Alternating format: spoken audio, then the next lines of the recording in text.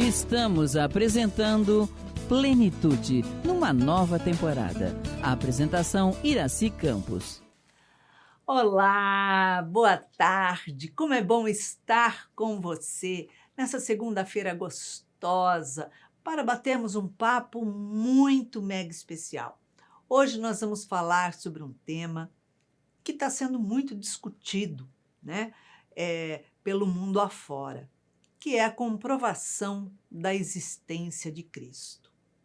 Então, não precisa falar que é um tema delicioso, né? E para falar sobre esse tema, nós trouxemos um convidado que você já conhece, que é Fabrício Belotti.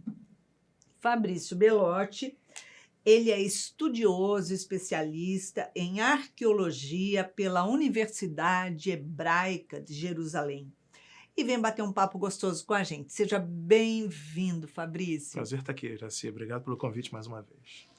Fico muito feliz de tê-lo aqui. Fabrício, existem dois grupos de teólogos, né? Um deles são os mais liberais, que dizem que os evangelhos foram escritos por pessoas comuns e que teriam sido colocado o nome de Mateus, Marcos, Lucas e João, e ponto, né? E que foram escritos no final do primeiro século e início do segundo século. O que você diz sobre quem escreveu e quando os evangelhos foram escritos? É verdade, os evangelhos foram escritos por pessoas comuns no final do primeiro século. A questão, Iraci, que me parece, né, por trás dessa pergunta, existe na academia, sendo um pouco mais focado para esse grupo, porque a discussão que muitas vezes se estabelece, Iraci, a discussão se, quando a gente abre as escrituras, né, Mateus, Marcos, Lucas e João, os evangelhos, se nós estamos lendo ali um texto sagrado ou um texto com um caráter mais divino ou associado a uma ideia de espiritualidade, ou se simplesmente Iraci ou Fabrício pararam em algum momento e escreveram um texto e que são apenas produção literária de duas pessoas comuns. Sim. E ao longo da trajetória desses textos e do estudo sobre esses textos, muita gente defendeu um lado ou outro lado. O que a gente tem hoje na arqueologia, por exemplo, e no estudo mais profundo, a gente tem duas correntes, de fato. Uma corrente de cientistas e acadêmicos que defendem uma visão maximalista, quer dizer, que a ideia de que aqueles textos são, de fato, produto de algo mais do que somente a mente humana, uma ideia de inspiração, uma ideia de algo para além de um texto literário, mal comparando, de um Machado de Assis ou de alguém que hoje estaria aqui encarnado produzindo um texto. Certo. Mas que fariam parte, pela característica dos textos, pela forma como eles foram escritos, de algo maior e que, portanto, superaria ou transcenderia a pena do próprio escritor e autor. Existe um outro grupo da academia que defende o contrário. Não, isso simplesmente são textos comuns e que simplesmente fazem parte de uma tradição de literatura e que hoje o cristianismo pegou esses textos e entendeu que esses textos são textos sagrados. E aí, falando do texto, respondendo a parte da tua pergunta, Mateus, Marcos, Lucas e João, na realidade, eram comunidades. Comunidades nas quais ou essas personagens efetivamente viveram, então, ou aqueles que conviveram com eles continuaram e estas comunidades seguiam o pensamento cristão deles. Quando você analisa esses quatro textos, para começar com eles, o texto de Mateus é um texto claramente escrito por um judeu, feito para judeus e direcionado para judeus. Como é que a gente tira isso, Iraci? É que você pega todos esses textos foram produzidos. Os primeiros textos, na realidade, do Novo Testamento não são os quatro evangelhos, são as cartas de Paulo. A primeira, hoje, em consenso com os especialistas, é a carta de 2 aos Tessalonicenses. E logo em seguida, a carta de 1 aos Tessalonicenses. Então, primeiro Paulo escreve, ali pelo finalzinho do primeiro século, 40, 50, 60, vai escrevendo. Logo em seguida, em paralelo, outros textos surgem, aí surgem os textos das comunidades dos apóstolos que então escreveram seus textos. A produção do Novo Testamento vai abrangendo ali um período, mais ou menos aqui, para não ter erro entre os especialistas, de 30, 40, 50 depois de Cristo até final do primeiro século, final do segundo. Então tem 150 anos de produção literária. Se você pegar o Antigo Testamento, ele tem mais de 700 anos de produção literária. Então, o Novo Testamento foi um conjunto breve de tempo, obviamente colocado na história. Se você observar aqueles textos também, voltando para Mateus, quem escreveu aquele texto fala de termos judaicos sem explicar. Isso significa que ele era judeu, porque ele conhecia, e que ele escrevia para judeu, porque ele não tinha necessidade de no texto explicar o que está falando. Então, por exemplo, você lê em Mateus assim, aquele que se aproximar da comunidade ou se aproximar de determinado lugar não deve se preocupar com o Shabá, mas deve se preocupar com outra coisa. Quem sabia o que era Shabá era judeu. Quando você vai ver esse mesmo trecho em Lucas ou em João, o autor se preocupa em escrever. O Shabá é uma festividade. Quer dizer, a pessoa que está escrevendo para não-judeus. Portanto, definindo alguns termos. E aí você consegue extrair. Além disso, o grego, esses textos foram escritos em grego, todo o Novo Testamento é escrito em grego, salvo pequeníssimos trechos. O grego típico escrito em Mateus e o grego típico escrito em Paulo é completamente diferente. O estudo profundo do idioma posiciona esses textos numa comunidade. É mais ou menos, se comparando, que você vai pegar o português hoje do Brasil, pega um texto escrito por uma Clarice Lispector e pega um texto escrito por um Camões de Portugal. A língua portuguesa é completamente diferente. Então você consegue situar, inclusive, o período envolvido na escrita desses textos. Perfeito. Hoje a gente tem estudos literários, estudos científicos, de gente que estuda o texto para isso. O que a gente acredita hoje, né? A maior parte dos especialistas, esses textos são textos das comunidades, Mateus, Marcos, Lucas e João.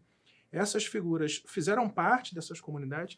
Você vê a teologia de Mateus tentando apresentar um Jesus oriundo da tradição antiga do judaísmo e o Messias que os judeus esperavam. Se pegar o início de Mateus, Mateus coloca, né, a comunidade de Mateus coloca que Jesus veio ali de Davi, segue a descendência de Davi e chega até Jesus. Ele coloca na genealogia de Jesus isso. Quer dizer, ele está claramente querendo dizer que Jesus é o filho da tribo de Judá, o leão que veio da tribo de Davi, e daquela descendência viria o Messias. Ele está cumprindo Isaías. Ele está defendendo esse texto. Quando você pega, por exemplo, João, que é o último texto a ser escrito dos 4, bem tardio, João não coloca genealogia alguma e começa o texto dizendo: este é Jesus Cristo, o verbo que se fez carne. O início de João e o verbo era Deus, e o verbo estava com Deus, e o verbo se fez carne. Ele já está numa alta cristologia, ele já não tem mais a preocupação de dizer que Jesus era da tribo de Judá, ou da tribo de Davi, a reencarnação. Ele está defendendo um Jesus que é a representação de Deus na Terra. Isso é outro momento do judaísmo, isso é outro momento do cristianismo, é uma outra comunidade, e isso está sendo escrito para quem não é judeu. Então, esse é o tipo de coisa que a gente consegue extrair do texto. E isso é usado para aqueles que defendem que a Bíblia ou os textos sagrados são inspirados, que seria impossível produzir esse tipo de conteúdo simplesmente por um literário da época ou por alguém que não tivesse uma... Porque esses textos foram escritos assim, em tempos diferentes, por comunidades diferentes, em lugares eventualmente diferentes, para objetivos diferentes, para alguém arquitetar tudo isso. Para arquitetar, que batesse os pontos, e não ter uma interferência... Você pegar um texto de história da época, o historiador judeu mais conhecido da época chama Flávio Josefo. Ele tem um texto muito comum, ele escreveu em grego também, chamado Antiguidades Judaicas, que ele conta a história desde Herodes I até o tempo em que ele veio, ele é contemporâneo de Jesus. Existem vários erros historiográficos de Flávio Josefo. Hoje, com arqueologia, com achados, a gente começa a perceber lugares. Ele viveu lá, ele era judeu e viveu ali. Ele conta da destruição do templo, em 66 era comum, em 70 era comum, perdão. Ele conta de Massada, e existem erros. Quer dizer, o historiador presente naquele momento comete erros, como qualquer um. Então, agora, como é que você pega um texto escrito com 150 anos de diferença, por comunidades diferentes, para figuras diferentes, com objetivos diferentes, e você encontra uma linha... Isso tem que ter sido inspirado por alguém. Só pode, porque essa não... leitura... A gente percebe o seguinte, o centro daquilo, ele é o mesmo, não tem como, né? E, embora as culturas locais sejam diferentes, por por mais que eles estejam escrevendo, digamos, para suas tribos, né? Mas o principal está ali que não faz sentido Isso. a pessoa criar do nada. Essa é uma defesa, assim, o debate do Jesus histórico, que é isso, né? Durante o século XVII, XVIII, um determinado pesquisador chamado Reimarus levanta uma questão e fala assim, será que Jesus de fato existiu como um personagem como tal, ou ele é uma criação da mente ou dos cristãos que pegaram um determinado Yeshua Ben Yosef lá de trás e que quiseram dar para ele as características que os cristãos acreditam que ele deveria ter. E se começa a pesquisar na academia, tudo que a gente tem de dado, de informação para confirmar ou não a hipótese da existência do personagem histórico Jesus como tal. Esse debate vai e vem. Isso já aconteceu diversas vezes. Hoje nós estamos no momento onde esse debate na academia está mais frio e a maior parte do consenso dos pesquisadores não coloca absolutamente nenhuma dúvida da existência real do personagem Jesus. Da personagem Jesus. E as pessoas, sim, olha, o que a gente diz que Jesus representa como um personagem para o cristianismo, isso depende da nossa tradição, isso depende do que a gente acredita. Mas a existência de um homem encarnado no primeiro século da nossa era, ali na Sírio-Palestina, que andou pela Galiléia, andou por Judá, chamado Yeshua, isso não há dúvida nenhuma. O que se fala é, Jesus Cristo fez milagres? Bom, por óbvio, é muito difícil a gente comprovar. Não existe como comprovar arqueologicamente que Jesus curou um cego ou ressuscitou Lázaro. Agora, você pode encontrar diferentes tumbas no lugar ali onde Jesus andou e cuja descrição do que temos nos evangelhos é exatamente as tumbas encontradas pela arqueologia. Você pode encontrar o tanque de Betesda, onde o relato narra que Jesus Cristo se utilizou daquelas águas para levantar um paralítico, e o tanque de Betesda está lá do ladinho do templo até hoje. E durante o início desse debate, esse tanque não existia. Ele não estava arqueologicamente comprovado. Então, em algum momento, se comprova. As provas arqueológicas têm cada vez mais aumentado e confirmado o que está nos textos. E aí os arqueólogos, né, minimalistas, eles falam, olha, isso é uma mera coincidência. É muito... Não pode ser, né? É muito complicado. É muita coincidência. Entendeu? E aí voltamos, né? Nós estamos há 2000 anos atrás, por pessoas que estavam produzindo textos para as suas comunidades, com objetivos... Qual era o objetivo da comunidade de Mateus? Não era ganhar nada com aquilo, era uma profissão de fé.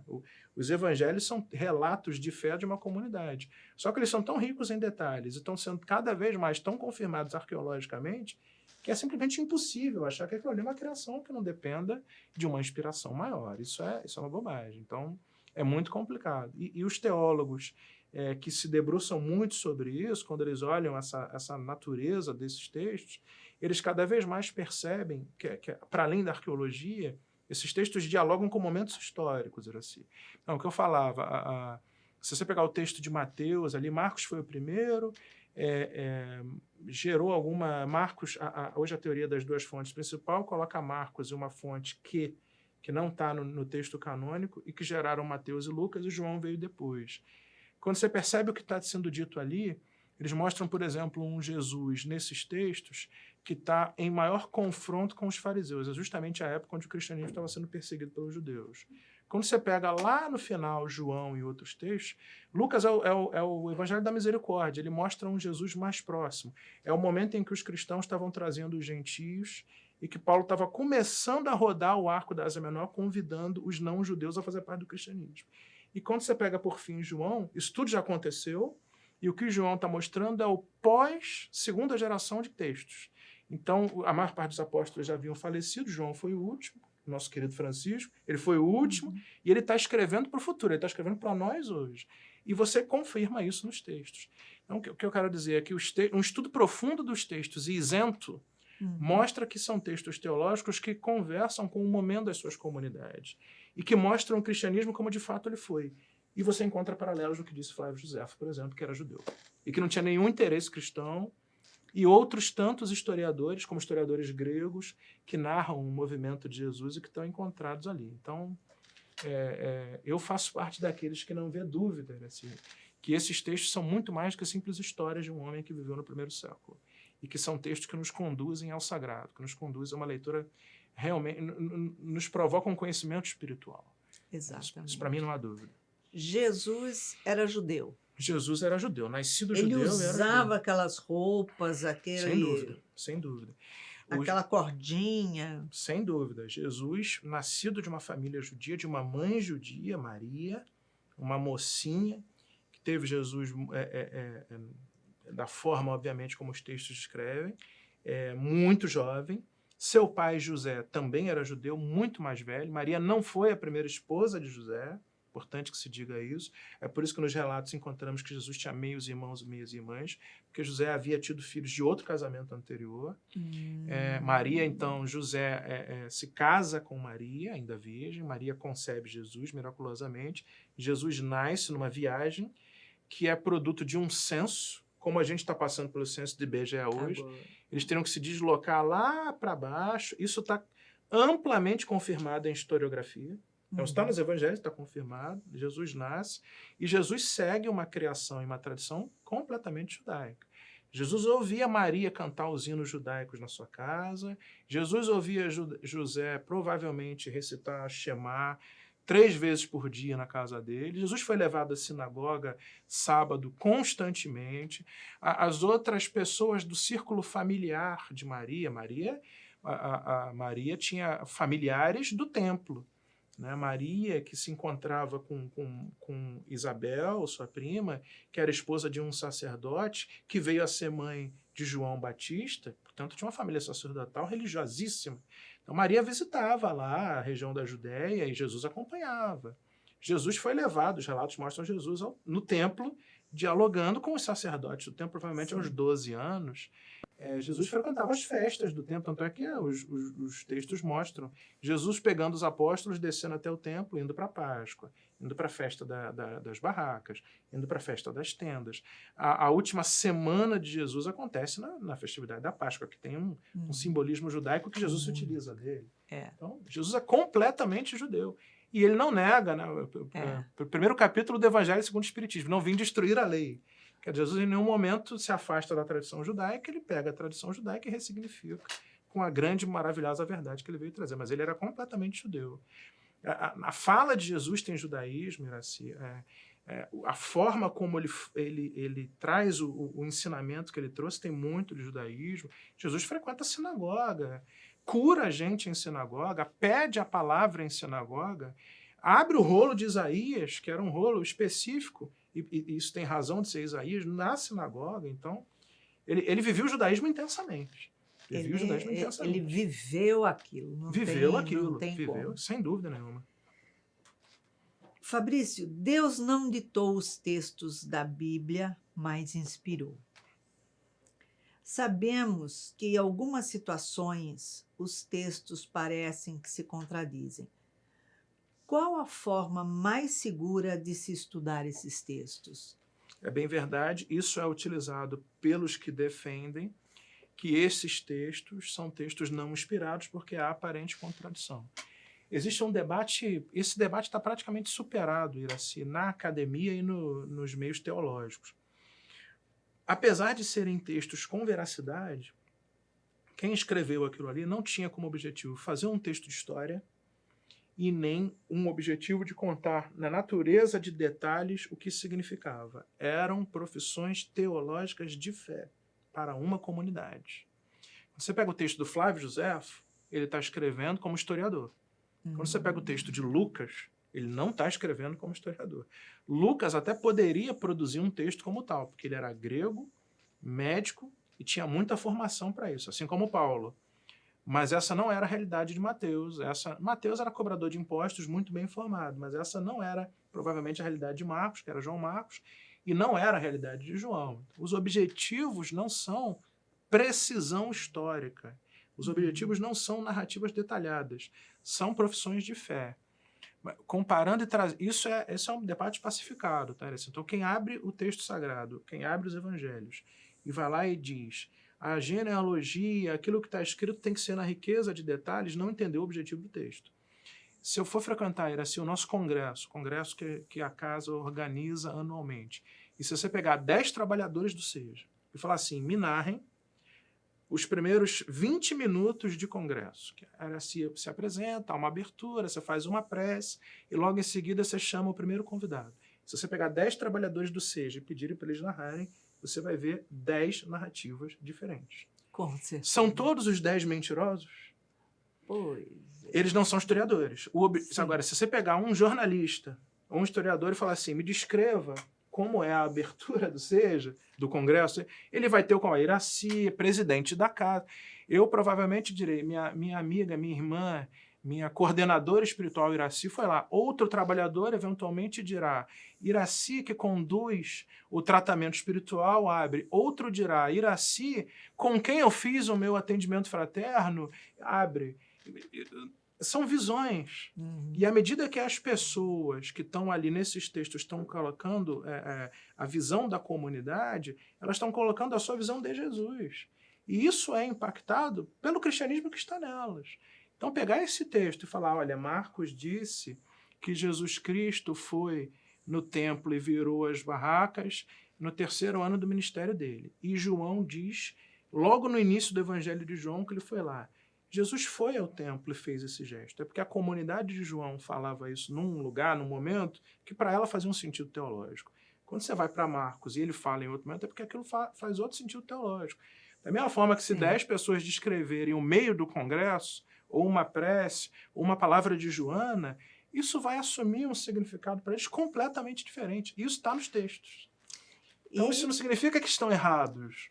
Significa que é uma visão diferente das pessoas. Cada um coloca de acordo com a sua visão, a sua bagagem. E o importante é que todos eles vêm trazer a mesma coisa, que aquilo aconteceu. Ponto. Exatamente. Né? E o objetivo desses textos, Iraci, é dar significado a isso. Se você pegar, por exemplo,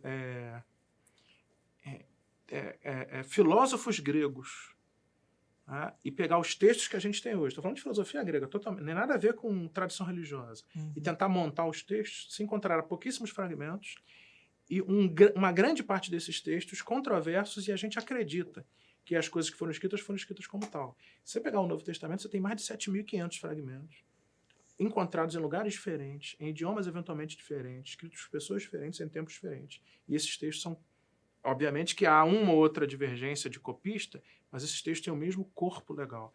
A gente estuda isso há mais de 150, mais de 200 anos. Assim, tem muita gente debruçada em olhar os textos evangélicos. E uma grande parte desses estudiosos, como nossos amigos lá de Jerusalém, não são cristãos. Você tem departamentos da Universidade Hebraica de Jerusalém estudando esses textos. E eles confirmam, esses textos são verídicos.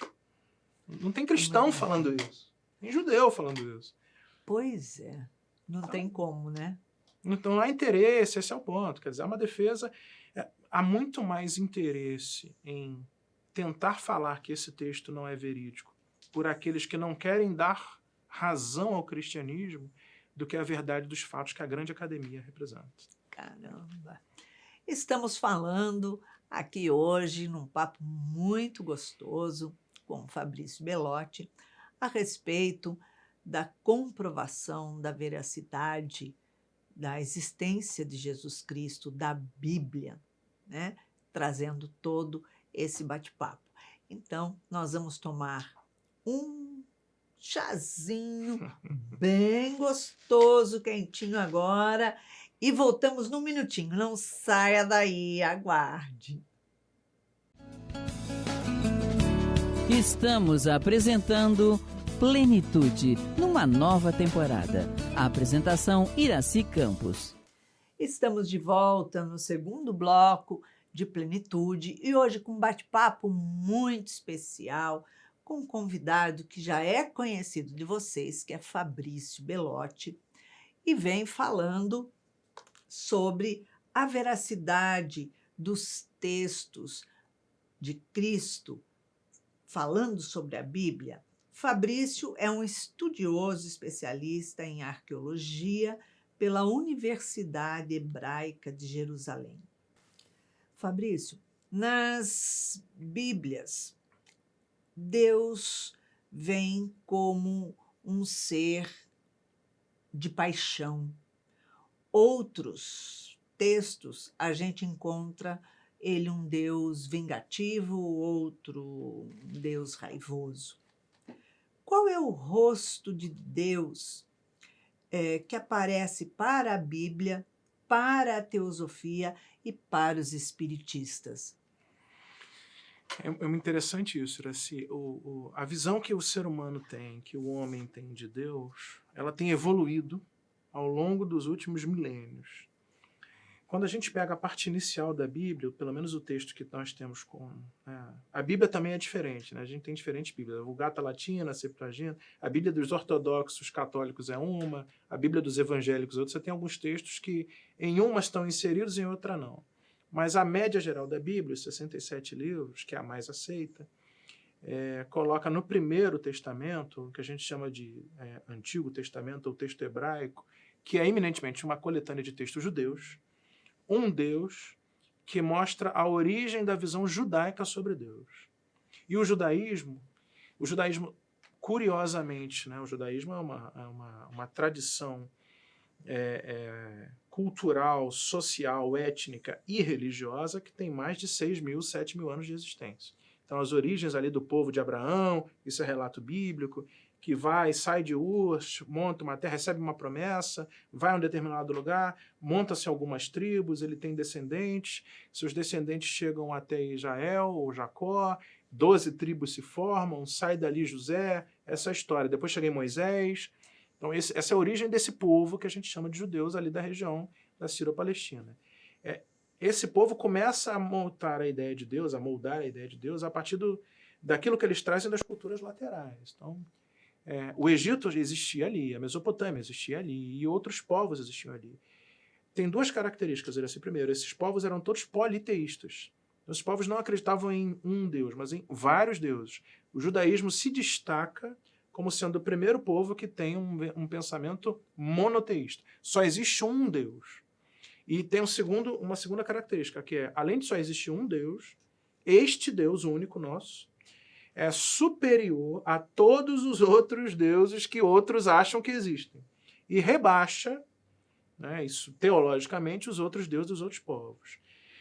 No entanto, e a gente tem que entender a natureza da visão daquele povo de Deus, esse Deus ainda é um Deus com uma característica muito antropológica, muito antropomórfica, até muito humana. Então é um Deus ciumento. Como eles estavam defendendo essa nova ideia de Deus, esse Deus exigia adoração única, portanto era um Deus ciumento. Se você não adorasse aquele Deus, ele te puniria, portanto ele era um Deus vingativo. Se você pegar os textos iniciais, ali a Torá, o Gênesis, o Êxodo, o livro de Levítico, Números e, sobretudo, o livro de Deuteronômio, que é onde a lei mosaica nasce, você tem todo um esforço daquele povo de dizer como é que é esse Deus, por que ele é assim, como é que a gente deve adorá-lo. E aí era a visão que eles fizeram daquele Deus. À medida que esse povo vai evoluindo, Deus começa a amansar.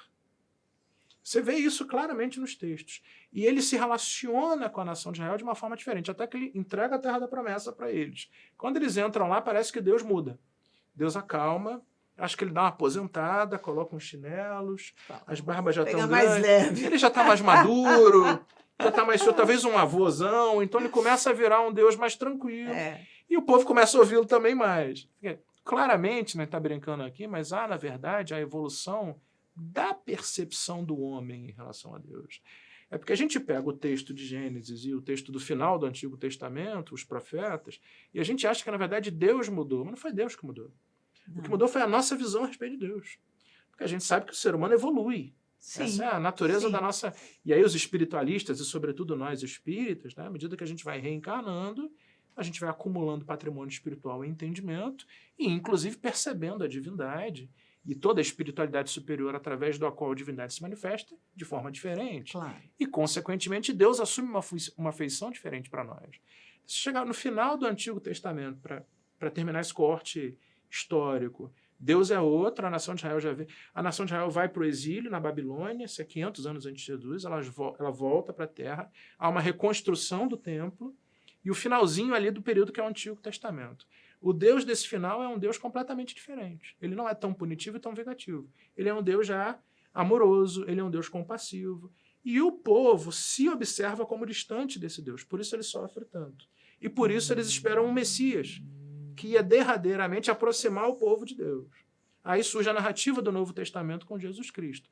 E aí no Novo Testamento a gente tem, obviamente, na boca de Jesus, uma feição e uma explicação, uma apresentação, essa é a palavra de Deus. Deus é amor. Jesus Cristo já tem uma outra visão e traz para a gente. Sim. Ele chama Deus de Abba, que é a palavra em aramaico que significa papai. Quer dizer, você imagina no meio de uma multidão, Iraci, uma criança que está olhando para a multidão. Se o pai ou a mãe dela levanta os dois braços, a criança se lança, ela se joga. E o termo Abba é isso. Então Jesus resgata o que há de mais maravilhoso, amoroso, delicado, sensível da face de Deus, que até então não tinha sido apresentado. Quando você olha os evangelhos, a gente conversava sobre eles, né?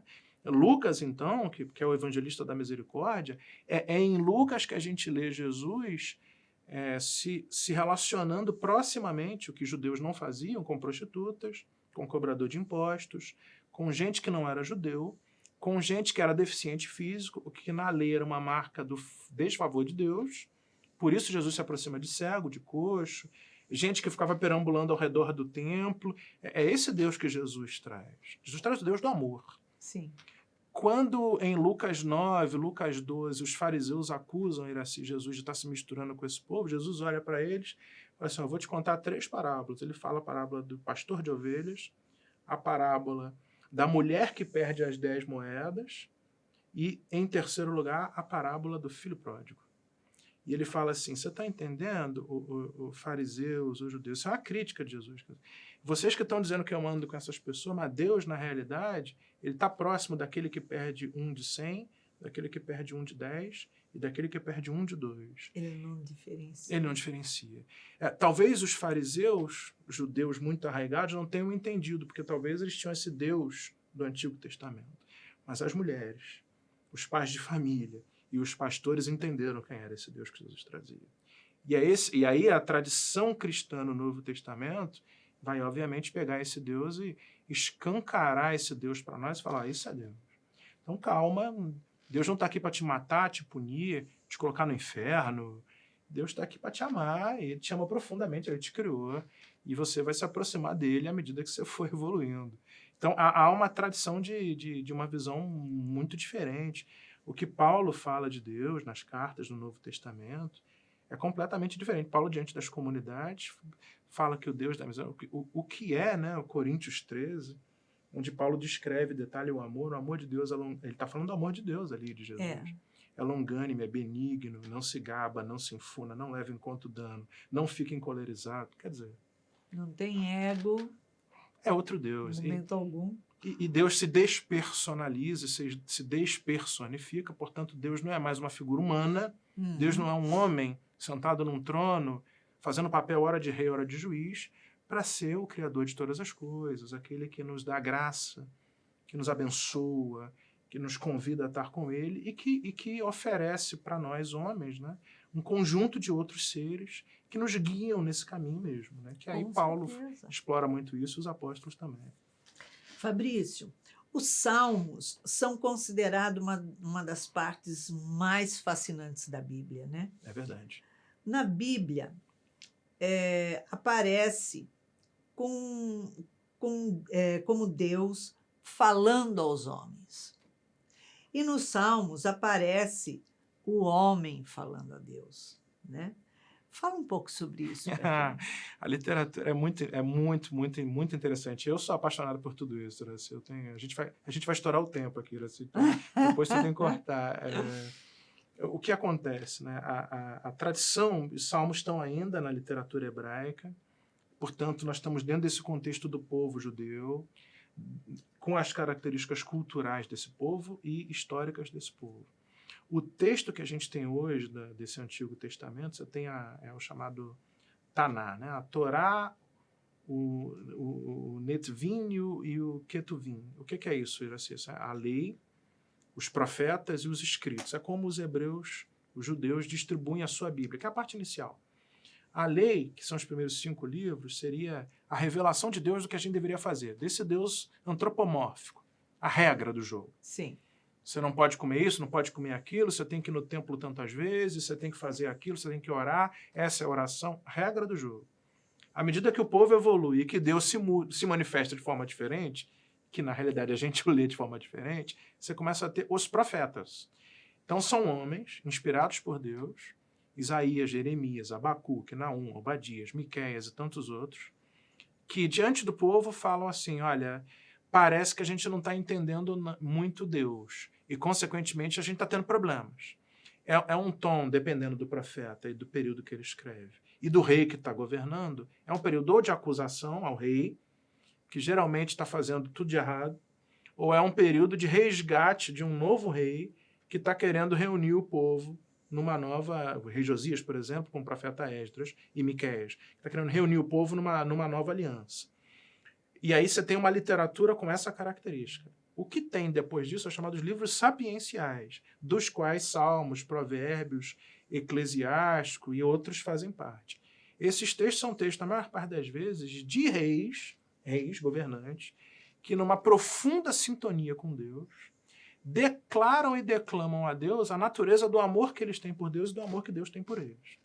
Então são textos poéticos mesmo, líricos, como hoje a gente escreveria uma poesia, como hoje a gente escreveria a letra de uma música, como hoje a gente escreveria uma prosa de alguém muito, muito, muito culto, que serão os reis, ou os principais da nação daquele povo de Israel, e na maior parte das vezes mostrando a visão que eles tinham desse relacionamento.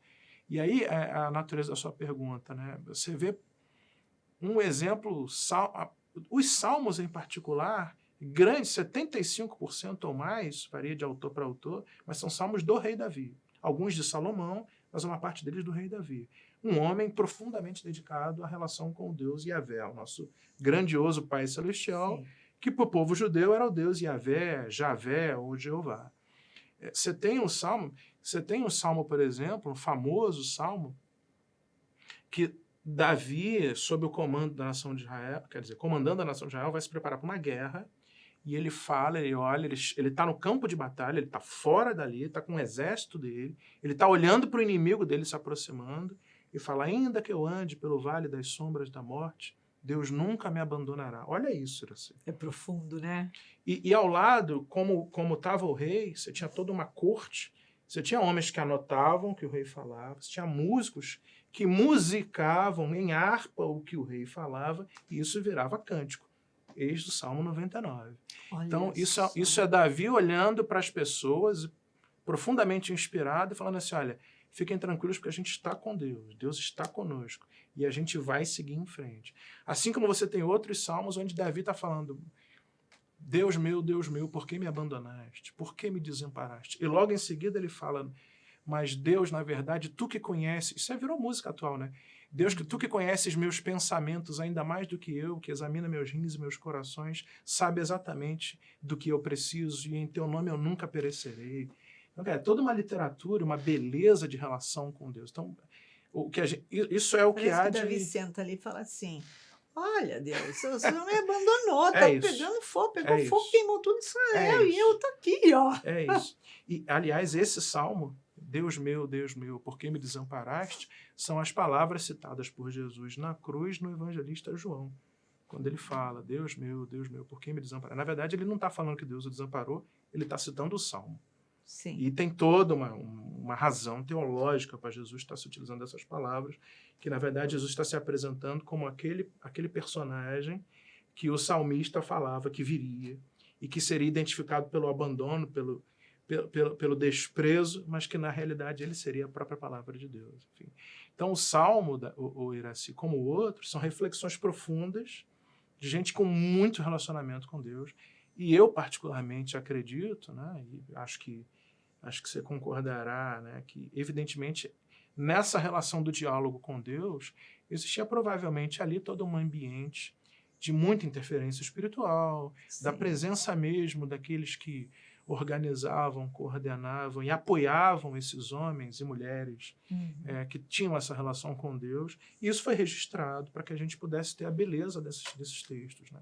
E que, quando eu leio esses salmos, eles me aproximam muito de Deus. E não por acaso, Jesus citava muitos salmos. porque é uma parte da literatura judaica, né? Jesus não estava preocupado em citar muito os profetas, salvo Isaías. Mas, quer dizer, não por acaso, Jesus está citando os salmos porque são palavras de homens que se relacionam com Deus e que colocam na sua relação com Deus aquilo que os sustentava na sua atividade encarnada. E Jesus retoma esse texto e cita esse texto para os seus apóstolos, para as pessoas com quem ele lidava, o que mostra que ele era judeu e conhecia os salmos. Sim. Porque só judeu lia salmos. Pois é. Grego não lia, ninguém outro. Então ele conhecia. E ele conhecia porque isso foi falado para ele pela família dele. E ao mesmo tempo ele dava a esses textos um caráter de relacionamento. Então os salmos são isso, assim, como outros textos, eles apresentam um Deus para a gente, eles apresentam a relação do homem com Deus, mas é uma relação de profunda entrega, de profunda confiança. E são textos que mostram que sempre nos momentos mais complexos desses homens, Deus sempre fornecia uma saída. Ou havia sempre uma percepção de que Deus nunca os desamparava. Momentos graves. Confortador demais. Confortador.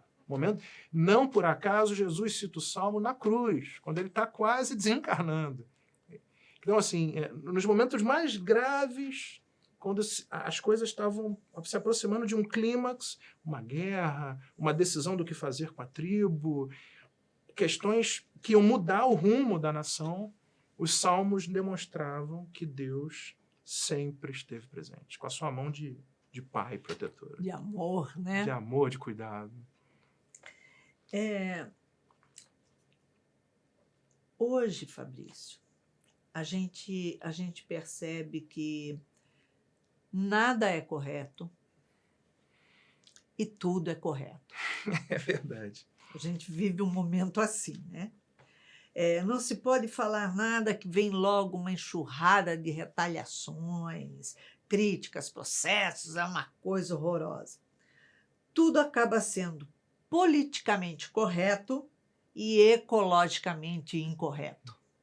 A gente vive um momento exatamente assim. É verdade. Na Bíblia, existem relatos de casais incestuosos, como os faraós que se casavam irmãos com irmãos, como a mãe de Moisés, que se casou com um sobrinho.